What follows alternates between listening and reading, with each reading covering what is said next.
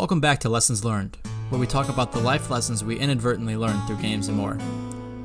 Now today we will be talking about one of my favorite games of all time, or series, Animal Crossing.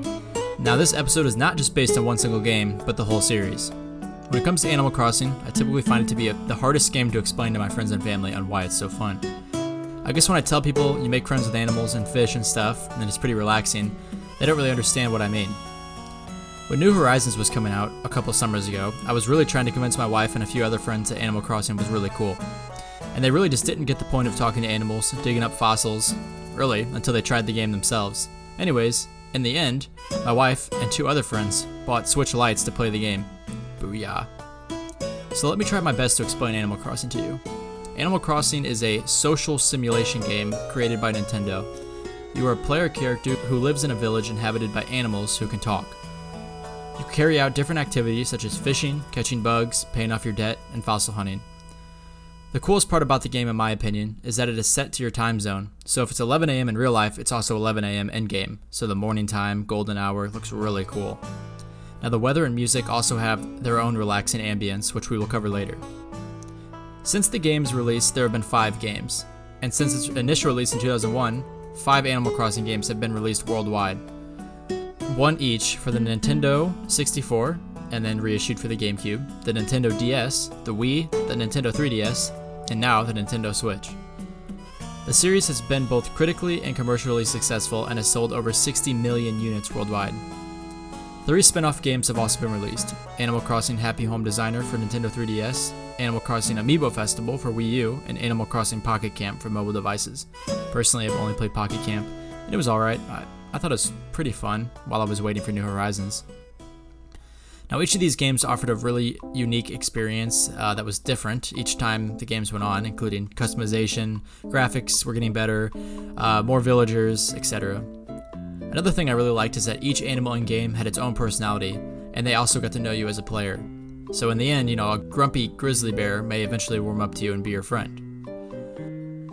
It was 2006 when I first got into Animal Crossing. My cousins Connor and Anna were playing Wild World on their DS at our family picture outing. I was instantly obsessed.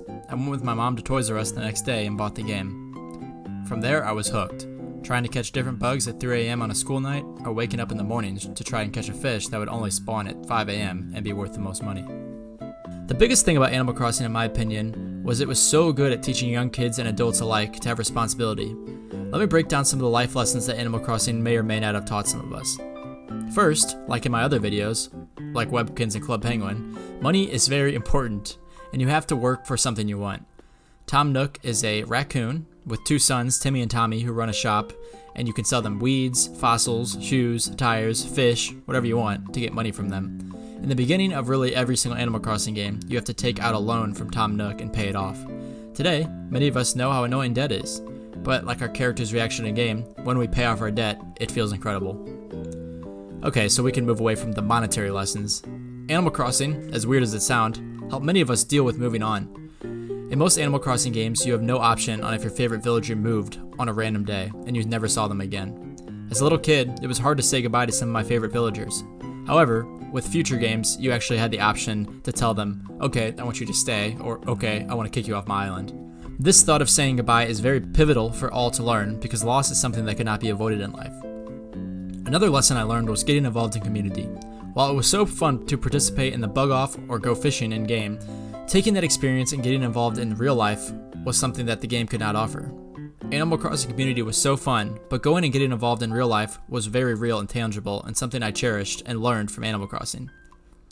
Now every animal in Animal Crossing has a catchphrase they typically will say after they say something to you, like, "Hey dude," or "How's it going today, bud?" or something like that. One buffalo that lived in my village had a catchphrase, and that was, "Hey, how's it going, Baffalo?"